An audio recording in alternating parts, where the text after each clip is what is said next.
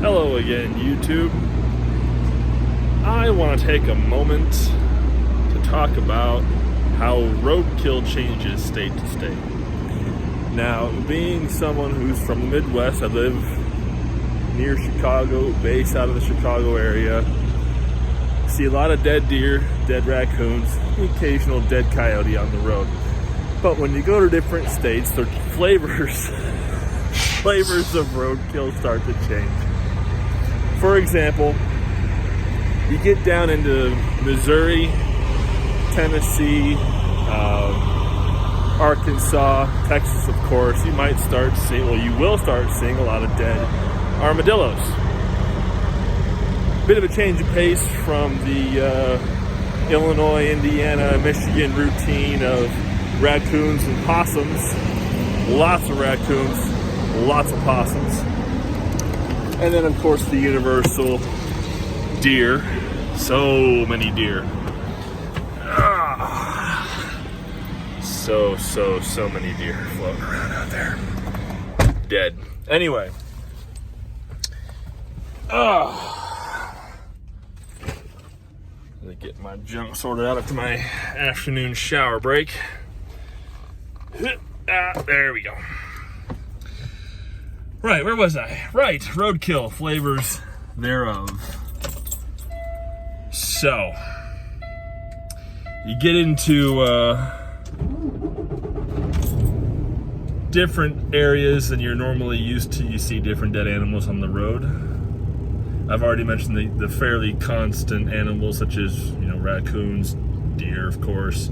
Possums in certain areas or most northern states or Midwestern northern states. Coyotes. Southern states, you see a lot of armadillos. Now, I have no idea what it's like in Florida or the Carolinas, honestly, but in parts of north, central, and northern Wisconsin, you see black bears as roadkill, which is a bit of a shock to the system if you're not expecting it. It's just like, that doesn't seem right. But you think about it, I mean, an animal getting hit by a semi-truck or even a good-sized vehicle, it's not going to have a good day. It's just the way it is. But the most unusual roadkill that I've seen this year, and kind of maybe the most sad in terms of consistency as well as frequency, I've been on the road coming back east from North Dakota. And in Minnesota, where I'm at now, a little ways west of St. Cloud, I saw a couple of unusual critters. I saw my first dead otters as roadkills, which is kind of sad because otters are adorable.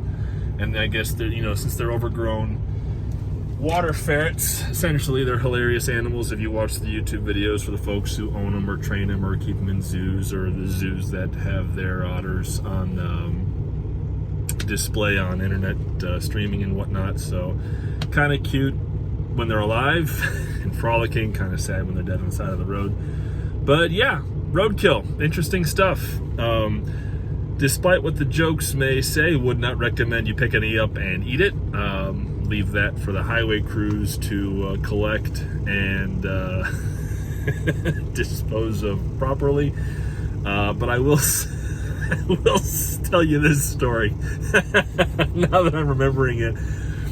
This has got to be, I think it's a pre-COVID story. This has got to be late 19, maybe very early 20.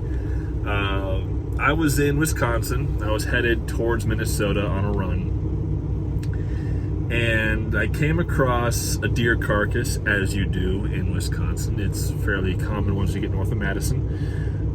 Because once you're in the Dells and anywhere further north of the Dells, it's mostly woods along the interstates or the highways. So a lot of opportunities for deer to set up shop and then later get slapped by large vehicles and end up exploded across the road.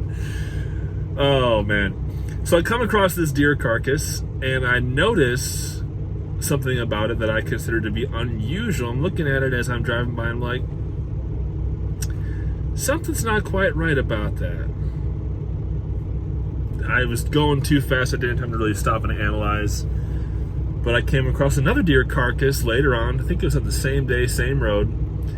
Saw the same issue, and I realized that deer's head is gone.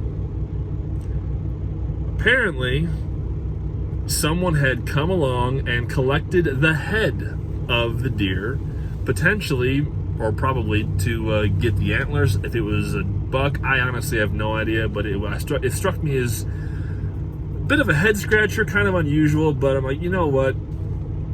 I guess at least part of the animal is going to good use or to be preserved for some form or function. I have no idea. But anyway, that is my one interesting roadkill story, at least recently. But back in the summer of 19, I was running through Kansas when I was doing over-the-road training.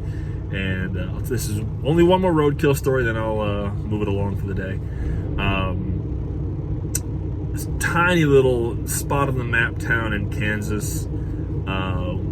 It was dark, and I'm running along. I'm going through this tiny little town. The speed limit is 30 miles an hour, so I am doing 30 miles an hour. I am obeying the speed limit. I'm not speeding through town. But it's dark, and the truck I was in at the time did not have LED or very bright halogen or even xenon headlamps. There we go. So it wasn't throwing, the kind of headlight that I have set up in this truck. So when I saw this critter, it was too late, and there was no opportunity to swerve. And if you are any kind of semi-truck driver, you have been trained or at least told that if you can safely avoid a collision with an animal, you do so. But if attempting to avoid the animal is going to put your vehicle or people or things around you in danger, you hit the animal and then you just deal with it afterward. That could be, either good or bad depending on the situation. But anyway, so this critter comes running across the road, and it's too late for me to dodge it. And right before the front axle crossed over it, I saw that nice big old white stripe across the back, and I knew I was about to splatter a skunk across the street of this poor little Kansas town. Sure enough, I felt a little under the drive axles when I splattered it, and I'm sure I splattered it real good. And I, if anyone from that town happens to remember this situation, I am sorry, but it is what it is. So anyway, folks, there's my 2 roadkill stories for the day. Hope you all are having a good day, and we'll see you down the road.